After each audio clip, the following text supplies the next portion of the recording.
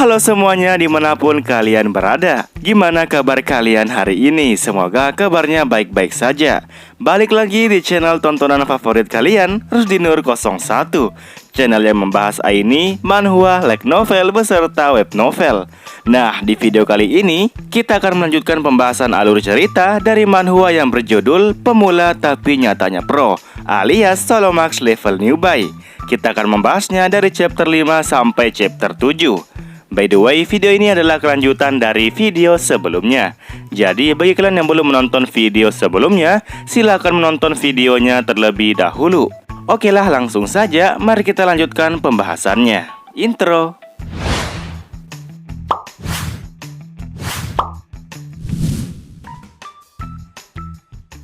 Melihat kondisi museum yang sangat kacau, Jin Hyuk tak habis pikir kalau orang-orang bisa berani mengacaukan seluruh isi dari museum ini hanya dalam waktu sehari saja. Akibat dari kejadian itu, kesenjangan antara harapan dan kenyataan menjadi lebih besar daripada yang Jin Hyuk bayangkan. Dan Jin Hyuk menyimpulkan kalau orang-orang yang datang ke tempat ini mungkin saja mempunyai tujuan yang sama, yaitu mengincar sebuah artefak langka. Yang dimana artefak itu disimpan di sebuah galeri pada abad pertengahan klasik. Artefak yang diinginkan oleh semua orang itu yaitu sebuah peta besar Korea yang berada di bagian timur. Tetapi berbeda dengan mereka semua, Jin Hyuk sama sekali tidak berminat untuk melihat peta besar tersebut. Meskipun begitu, peta besar tersebut sekarang telah dipenuhi oleh energi sihir. Dan berkat energi sihir tersebut, maka peta besar itu kini telah berisi seluruh informasi mengenai seluruh menara percobaan yang muncul di Korea. Nah, hal itulah yang sangat diinginkan oleh banyak orang. Selain memberitahukan keberadaan labirin dan reruntuhan yang ada, peta itu juga mampu menjelaskan monster dan item apa saja yang berada di dalamnya. Tapi sayang, informasi mengenai hal itu hanya berlaku sampai lantai 10 saja. Meski begitu, itu sudah lebih dari cukup untuk menjadi harapan bagi banyak orang. Bahkan saking diinginkannya peta tersebut, orang-orang telah melewatkan artefak yang sangat penting dan tersembunyi di dalam museum ini. Sementara itu di lain sisi, jauh di dalam museum, terjadi perkelahian di sana mengenai orang yang akan mendapatkan artefak peta besar tersebut. Melihat kekacauan yang terjadi, seorang pria bertubuh kekar yang berada di tempat itu tiba-tiba berteriak dan menyuruh mereka semua agar berhenti berkelahi. Dan apabila ada orang yang tidak mau menurutinya, maka orang tersebut akan ia bunuh, alias bakalan mati. Tetapi alih-alih takut dengan ancaman itu, orang-orang malah meremehkan dan menyebut ancamannya itu hanyalah sebuah omong kosong belaka. Dan salah satu dari mereka yang memegang sebuah palu bahkan mengancam balik pria kekar tersebut. Dia mengancam akan membenturkan kepala pria kekar itu dengan menggunakan palu miliknya apabila pria kekar tersebut berani bergerak sedikit pun. Mengetahui kalau mereka sulit dihentikan dengan menggunakan kata-kata, maka pria kekar tersebut memilih untuk menghajar mereka satu persatu. Dengan perasaan marah dan kesal, pria kekar itu pun seketika mengeluarkan skill uniknya yang membuat kedua tangannya berubah menjadi tangan batu yang amat keras. Melihat pria kekar itu mempunyai sebuah kemampuan unik, mereka pun menjadi waspada terhadapnya. Setelah menunjukkan kemampuan uniknya itu, pria kekar itu pun kemudian menyuruh mereka semua untuk minggir dari hadapannya, karena artefak peta besar itu akan segera menjadi miliknya. Tetapi sesaat kemudian, datanglah seorang kakek-kakek yang merasa tidak setuju apabila artefak itu diambil olehnya. Pria kekar itu awalnya komplain dengan usulannya dan memanggil kakek tersebut dengan sebutan kakek tua. Meskipun memang kenyataannya dia adalah seorang kakek-kakek, tetapi tetap saja dia tidak ingin disebut dengan julukan kakek tua. Jadi dia kemudian memperkenalkan dirinya. Kakek tua itu bernama asli Jungwo. Arti dari nama Jungwo sendiri adalah menjalani hidup dengan kebaikan dan juga persahabatan. Mendengar penjelasan kakek tua itu mengenai arti dari namanya sendiri, membuat pria kekar itu pun menjadi kesal kembali. Karena dia sama sekali tidak memintanya untuk memperkenalkan diri. Pria kekar itu kemudian mengancam si kakek akan mempelintirkan lehernya layaknya seekor ayam. Mendapati perkataan kasar dan tajam seperti itu, kakek tua itu pun menantang balik pria kekar tersebut. Manakah yang lebih cepat menyerang di antara mereka berdua? Dan kemudian kakek tua itu mengeluarkan sebuah api kecil dari jari telunjuknya dan meminta si pria kekar agar segera menangkapnya. Melihat kemampuan itu, pria kekar yang awalnya cukup berani kini dibuat ketakutan. Dia tidak menyangka kalau kakek tua itu bisa menggunakan sihir.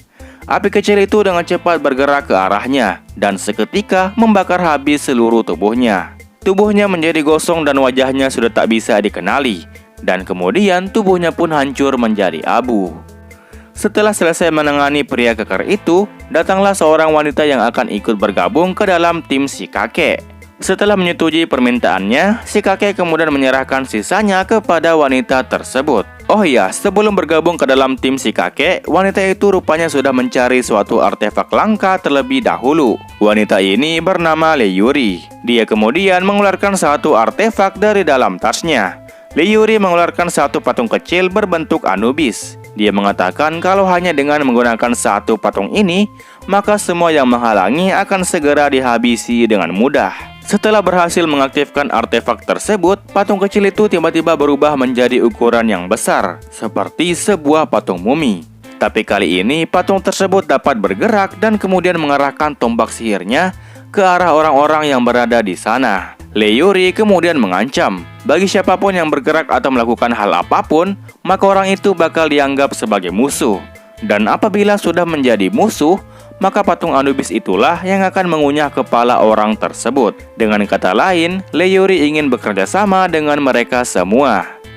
Melihat banyak penantang yang datang dan semuanya adalah awaken-awaken kuat, maka mereka pun tak punya pilihan lain selain bekerja sama. Dan dengan serentak mereka semua membuang senjatanya dan menyerah memperebutkan peta atau apapun yang ada di museum itu.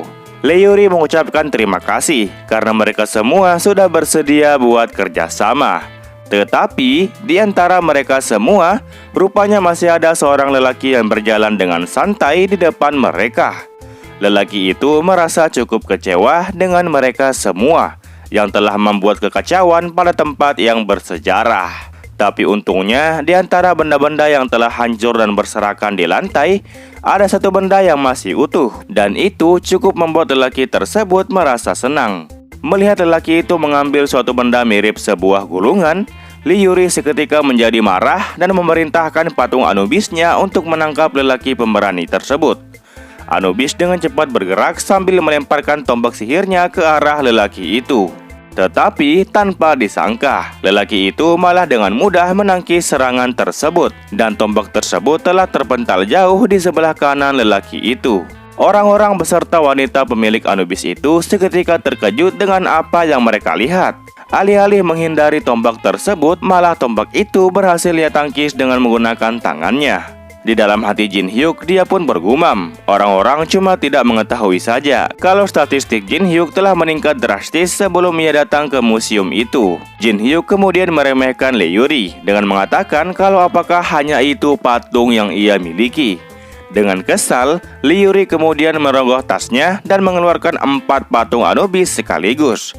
Dan tentu saja dengan senjata yang berbeda-beda. Setelah berhasil membangkitkan keempat patung tersebut, Leiyuri kemudian balik meremehkan Jin Hyuk dengan mengatakan bahwa kali ini dia pasti gak bakal bisa tersenyum. Melihat wanita itu bisa mengendalikan 5 patung sekaligus meskipun mananya masih kecil, maka dapat dipastikan wanita tersebut bukanlah orang biasa. Sama seperti kakek tua sebelumnya yang bisa mengeluarkan sihir api. Nampaknya sudah banyak pemain yang telah lulus sebagai pemula. Jin Hyuk bilang kalau itu sudah cukup bagus untuk seorang pemain sepertinya. Mendapati ejekan seperti itu, Leiyuri mengatakan kalau Jin Hyuk hanya bersikap sok keren dan dia tidak suka dengan tipikal lelaki seperti itu. Merasa kalau menangkis tombak belum cukup untuk meyakinkan Leiyuri, maka kali ini Jin Hyuk akan menunjukkan kekuatannya yang sebenarnya. Gulungan replika yang sebelumnya dipegang oleh Jin Hyuk, kemudian Jin Hyuk lemparkan ke arah kiri, dan gulungan itu terbuka dengan sendirinya. Dan di sana nampak gambar harimau. Setelah memasukkan sedikit mananya, gulungan itu tiba-tiba bersinar dan berhasil diaktifkan. Makhluk yang keluar dari gulungan itu bernama Pinewood Tiger, yang masih merupakan sebuah replika. Harimau dikenal sebagai penguasa gunung dan merupakan hewan yang buas. Ketika melihat hewan panggilan dari Jin Hyuk, Lee Yuri hanya terdiam sambil terheran-heran. Bagaimana mungkin seorang lelaki tidak sopan seperti dia mampu memanggil seekor hewan yang ukuran dan kekuatannya jauh lebih besar daripada patung Anubis miliknya. Seekor serigala mana mungkin bisa mengalahkan sang penguasa gunung, apalagi memamerkan taring mereka. Setelah hewan panggilan itu telah sepenuhnya siap memenuhi perintah Jin Hyuk, maka Jin Hyuk memerintahkan kepadanya untuk menghabisi seluruh patung Anubis yang berada di hadapannya. Pertarungan sengit seketika terjadi. Pertarungan ini nampak berat sebelah. Seekor harimau panggilan milik Jin Hyuk dengan mudah menghabisi mereka satu persatu. Badan-badan dari patung Anubis itu telah tercabik-cabik. Ancaman terbesar telah muncul di hadapan Lee Yuri. Dia tidak menyangka kalau sebuah artefak bisa dipakai dengan menggunakan metode tersebut. Dari jumlah kekuatan sihirnya saja, Lee Yuri serasa tidak mampu melakukan apapun, dan sudah pasti dirinya tak akan bisa menang dalam pertarungan ini. Beberapa menit kemudian telah berlalu. Harimau besar milik Jin Hyuk kini telah berada tepat di hadapan Lee Yuri. Tapi untungnya, harimau itu telah dihilangkan oleh Jin Hyuk sebelum berhasil menerkamnya. Setelah menyaksikan seluruh kejadian itu, Lee Yuri nampak mengakui kekalahannya. Dia seketika terduduk di tanah dengan raut wajah ketakutan. Yang awalnya dia berpikir telah mempunyai kartu as yang kuat, tetapi ternyata kartu as tersebut tidak ada apa-apanya di hadapan seekor harimau panggilan milik Jin Hyuk. Dalam hatinya dia bertanya-tanya, siapakah identitas sebenarnya dari pria yang saat ini berada di hadapannya sambil memasang wajah tersenyum puas. Jin Hyuk rupanya menyuruh Lee Yuri agar menyerahkan benda yang ia miliki. Awalnya, Lee Yuri tidak mengetahui benda apa yang ia maksud. Jin Hyuk kemudian memperjelas apa yang ia minta, yaitu topeng Tutankhamun yang telah diambil oleh Lee Yuri. Lee Yuri kembali kesal dengan mengatakan kalau topeng itu tidak ada gunanya di Korea, dan menanyakan apa tujuan Jin Hyuk mengambil benda tersebut. Jin Hyuk yang merasa kalau Lee Yuri masih belum paham dengan situasinya saat ini, seketika kembali memanggil harimau besarnya agar Lee Yuri segera menyerahkan benda itu. Merasa terancam, Lee Yuri pun tak punya pilihan lain selain menyerahkan topeng tersebut kepada Jin Hyuk. Topeng itu bernama topeng Tutankhamun, yang tentu saja masih merupakan sebuah replika. Dengan mendapatkan topeng tersebut, maka Jin Hyuk telah berhasil mengumpulkan artefak yang kedua. Lee Yuri kemudian bertanya kepada Jin Hyuk kalau apakah tujuannya mengambil topeng itu untuk mengincar sebuah peta besar tanah Korea bagian timur. Mendengar itu, Jin Hyuk baru teringat kalau dia rupanya telah lupa mengincar peta tersebut. Jin Hyuk bilang kepada Lee Yuri untuk tidak perlu khawatir mengenai peta itu. Dan kemudian, Jin Hyuk memerintahkan harimau besarnya untuk menjaga daerah sekitar sini dengan tujuan agar tidak ada seorang pun yang dapat mengikutinya. Setelah memberikan perintahnya, Jin Hyuk kemudian pergi ke tujuan selanjutnya. Sementara itu, orang-orang yang berada di belakang tentu saja merasa takut dengan keberadaan harimau besar itu. Nah, tujuan Jin Hyuk kali ini adalah mendapatkan keterampilan terkuat dari game Tower of Trials. Singkat cerita, sampailah Jin Hyuk di tempat artefak peta itu. Tapi kali ini dia tidak sendiri, melainkan di sebelahnya sudah berdiri seorang kakek tua dengan tatapan yang serius. Kakek tua itu tentu saja merasa heran, bagaimana bisa seorang lelaki sepertinya tiba-tiba telah berada di tempat ini. Dia tidak ingin percaya kalau lelaki tersebut telah berhasil mengalahkan Lee Yuri. Dan berkat itu, dia pun bisa dengan mudah pergi ke tempat ini. Kakek tersebut tidak lain adalah kakek Jungwoo. Setelah beberapa menit telah berlalu, Jin Hyuk akhirnya memulai pembicaraan. Jin Hyuk bilang kalau dia sempat berpikir kalau penghalang yang berada di hadapannya itu adalah penghalang tingkat 1. Mendengar itu membuat kakek Jungwoo merasa sedikit tenang. Dia tidak menyangka kalau lelaki itu mengetahui sesuatu mengenai penghalang ini. Kakek Jungwoo kemudian membalas perkataan Jin Hyuk. Dia bilang kalau ini adalah pertama kali baginya melihat penghalang seperti ini. Penghalang yang mampu menahan energi sihir dan juga serangan fisik. Perkataan itu ia buktikan dengan menyentuh penghalang itu. Dan benar saja, seketika penghalang itu memberikan sengatan listrik ke jari-jarinya. Tetapi, saat Jin Hyuk mencoba untuk menyentuhnya, dia mencoba untuk fokus mencari tempat aliran mana yang menyimpang. Dan setelah berhasil menemukannya, Jin Hyuk kemudian mengucapkan suatu mantra di dalam hatinya, yaitu Charpo. Setelah mengetahui cara menghancurkan penghalang itu, Jin Hyuk kemudian menghadap ke arah kakek Jungwoo. Dia bilang kalau dia telah menemukan cara untuk menghancurkan penghalangnya, tetapi tentu saja mempunyai persyaratan tertentu. Kakek Jungwoo terlihat cukup terkejut mendengar berita itu. Dia kemudian menanyakan syarat apa yang diperlukan. Jin Hyuk menjawab dibutuhkan kekuatan sihir api milik kakek Jungwoo. Itu bertujuan agar membuat penghalangnya menjadi melemah. Kakek Jungwoo kembali menanyakan kalau berapa lamakah dia akan melakukan hal itu. Jin Hyuk dengan cepat menjawab kalau sampai dirinya berhasil masuk dan membawa keluar seluruh artefak yang ada di dalamnya. Jadi intinya, saat Jin Hyuk berada di dalam, dia harus berada di luar sambil menggunakan sihirnya sampai Jin Hyuk selesai. Nampaknya kakek Jungwoo sudah mulai curiga dengan rencana ini. Tentu saja dia mengetahui kalau tidak ada keuntungan apapun yang ia dapatkan setelah mati-matian mengeluarkan sihirnya hanya untuk keperluan Jin Hyuk. Mengetahui kalau kakek Jungwoo sudah mulai merasa curiga, Jin Hyuk kemudian kembali meyakinkan kakek Jungwoo agar bisa meminjamkan kekuatannya kali ini dengan alasan dirinya tidak bisa membuat sihir yang cukup kuat untuk melemahkan penghalang itu, dan hanya inilah cara satu-satunya yang dapat ia pikirkan saat ini. Ditambah lagi waktu yang sudah mau pagi, pasti bakal buang-buang waktu kalau mereka tidak bergerak dari sekarang. Jin Hyuk menambahkan kalau dia bakal memberikan petanya kepada kakek Jungwoo, karena Jin Hyuk sendiri mengincar barang yang lain. Kakek Jungwoo nampak setuju dengan persyaratan tersebut. Sebelum kakek Jungwoo melakukan perintahnya, dia meminta Jin Hyuk untuk berjanji satu hal kepadanya, yaitu menyerahkan peta besar itu sepenuhnya kepada dirinya. Jin Hyuk menyanggupi hal tersebut. Di sisi lain, dia juga tidak ingin bermusuhan dengan ranger magis tingkat tinggi kayak kakek Jungwoo. Kakek Jungwoo terlihat menghela nafas. Sepertinya dia tidak mempunyai pilihan lain selain mempercayai anak muda itu. Setelah semua persiapan telah siap, kakek Jungwoo kemudian mengeluarkan sihir api terbaiknya. Setelah mengarahkan sihir apinya ke penghalang itu, Jin Hyuk dengan cepat mengucapkan mantra Charpo dan lekas memasuki penghalang tersebut. Melihat Jin Hyuk yang berhasil masuk, kakek Jungwoo kemudian berteriak. Dia menyuruh Jin Hyuk agar cepat menyelesaikan urusannya. Jin Hyuk nampak tersenyum sambil melambai ke arah kakek Jungwoo. Dia bilang kalau dia bakal berusaha yang terbaik, tentu saja dengan caranya sendiri. Setelah melihat ruangan di dalam penghalang itu, Jin Hyuk mendapati kalau tempat ini tidak ramai didatangi oleh para pemain. Tapi di tempat ini terlihat satu artefak langka yang telah hilang. Artefak itu adalah sebuah pedang besi yang bertuliskan Xianlong di atasnya. Jin Hyuk yakin kalau dialah orang yang telah memasang penghalang di sini setelah dia berhasil mencuri artefak pedang besi itu.